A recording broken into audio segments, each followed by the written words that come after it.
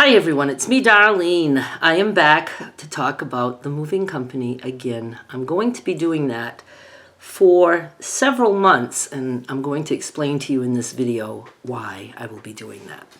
Before I get started, go watch the first video. There's a playlist link in the description of this video, and I'll also have it on the end screen so you can get caught up. If you have been with me since Maine, you probably want to skip this series because I will be repeating some of the stuff that I said about my move, how stressful it was and things like that. But you might want to join along on this one too. It's not going to be as intense or as often. I'm just trying to fill you in now on this lawsuit and what I'm looking at moving forward. First, I want to explain to you, in case anybody was wondering, it says I was sued for $50,000 plus, a little plus. I thought the amount was $50,000, but it seems to me now that was like the minimum. It was going to be that range, 50 and up. So they could have, I guess, sued me for more than that.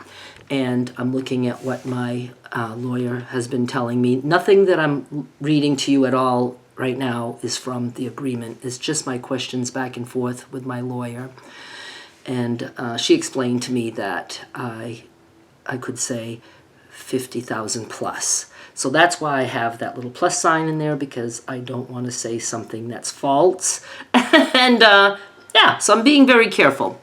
When I left you guys, you knew that I got sued, but you didn't know how this backfired on them. I consider it a backfire. If this was me suing someone and it ended like this ended, I would consider that it backfired on me. So I'm looking at it, my point of view, my opinion.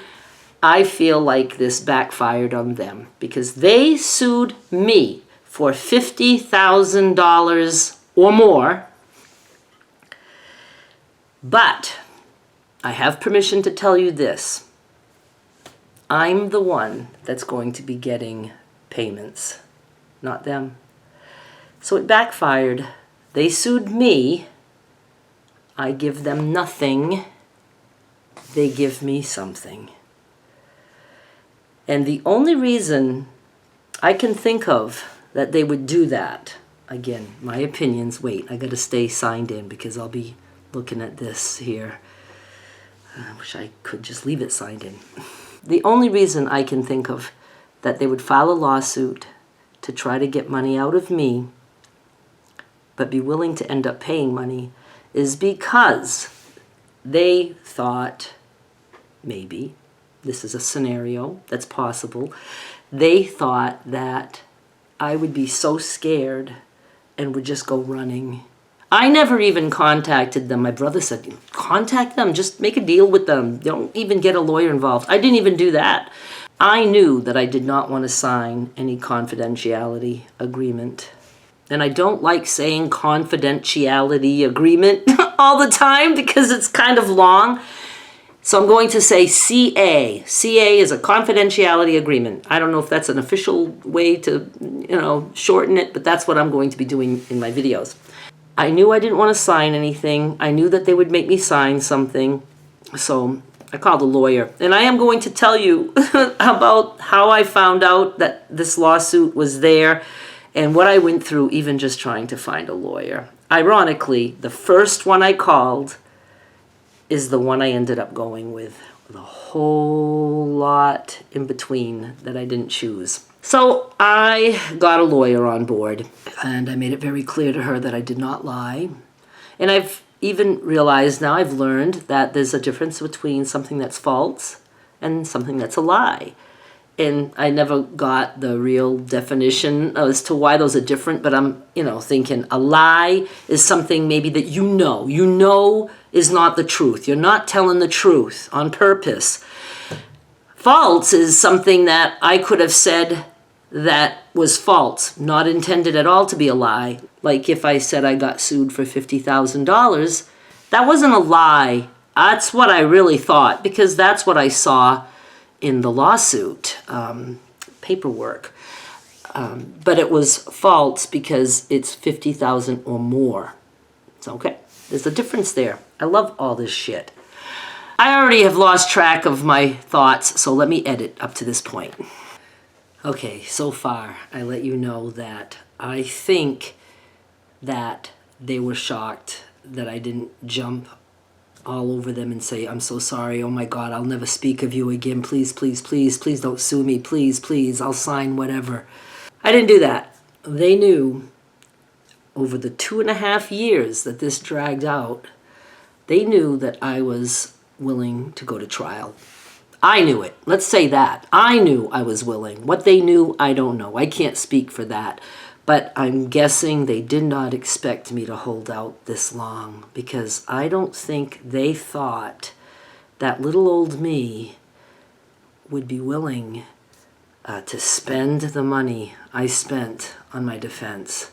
They probably thought she's never going to continue with this. And I will disclose how much I spent in another video. I got to keep you guys following along here. I was willing to go to trial the whole way through. I also had an anti-SLAPP lawsuit that I wanted to hit them with. An anti-SLAPP, you can look it up. It's ANTI-SLAPP. I can't remember what that all stands for, but you can go look it up. Basically, you use that against someone that you believe filed a frivolous lawsuit. To me, this was a frivolous lawsuit from day one all the way through, and I still believe it now, because they, in the 2.5 years, never showed any proof of a lie, and they certainly did not prove damages. If someone sues somebody for defamation, slander, libel, they have to prove that the person actually not only lied, but also they have to prove that it caused them damages. They didn't have that, I don't believe. If they did, they would have been wise to show that up front. Right up in the beginning, see, we caught you with this and we caught you with that, and here's all the damages. And there was nothing brought to my attention. I don't think to my lawyer's attention either, because I'm pretty sure she would have shared that information with me. So I think they basically had nothing. They were counting on me being chicken shit and just running so fast to try to make this all good. But they got me wrong, and I'm surprised, because I would think by the way I talked in all my other videos that I'm sure they were watching at the time, how I was, dead set against signing anything then. You would think that they would have caught on and said, okay, this woman means business, let's not even mess with her. And I do have other stories that I want to tell you, how the irony of how I was this close to just being quiet. I've got a story about that. And I was a little bit too late. They had filed already, and that dragged them through all of this. It's like, oh my God. And I do feel that they got dragged through this. Not just me. I got dragged through it. But a sick and twisted part of me was very grateful to experience this. I know that sounds crazy, and I know if my lawyer's watching this, she's like, what?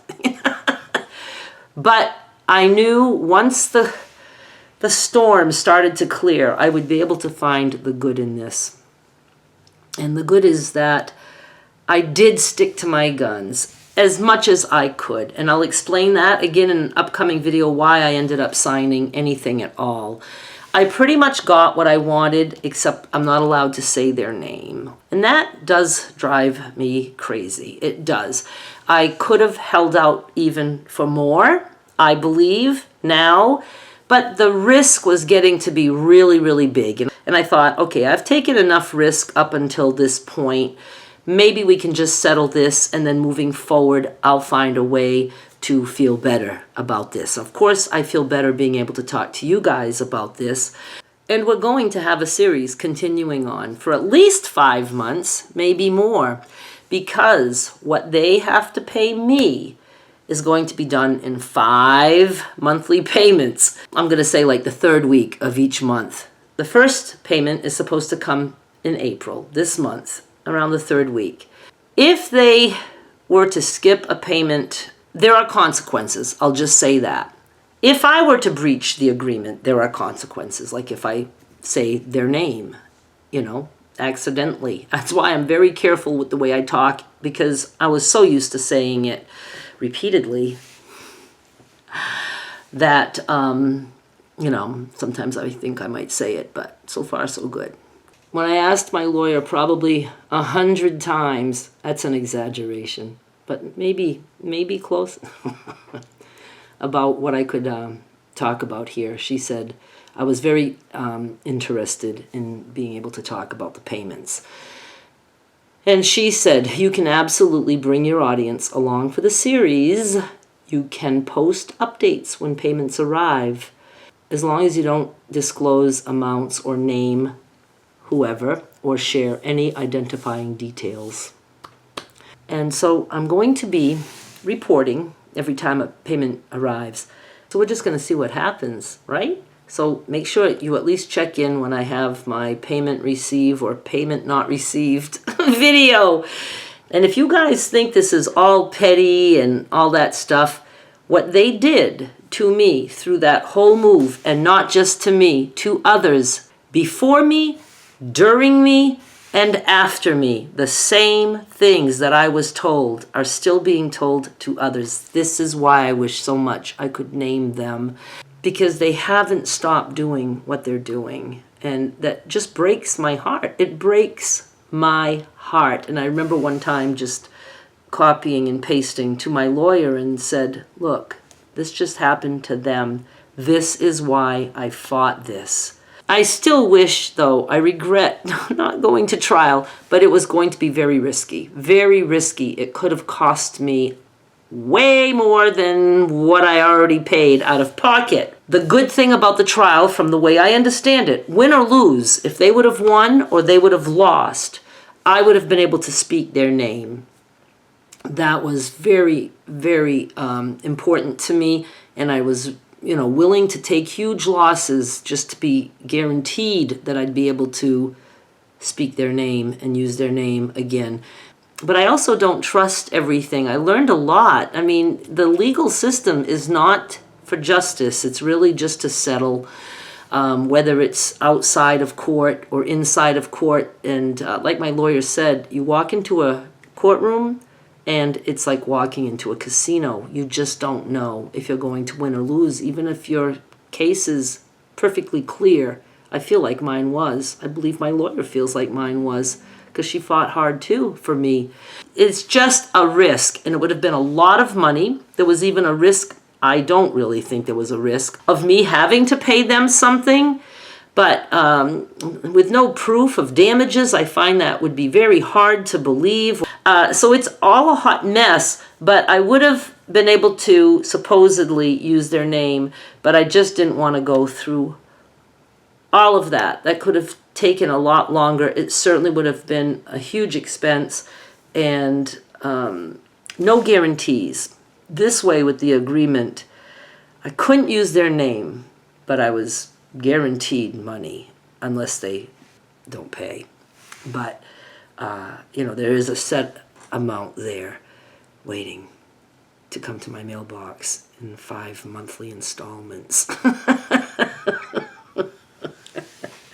I do hope, though, by me doing this series, that moving companies will take a look at how they treat their customers. I'm not the only one that I'm sure has gotten sued for defamation. I'm just probably the only one who's putting it out there so publicly on YouTube. I feel like I've done things probably the smartest way. I fought it for a long time, and I think that was a smart thing to do, because now in the end, there is no winners or losers in a settlement or agreement. I, though, feel like I won, because I won my right to speak. I hate that I had to fight for my right to speak.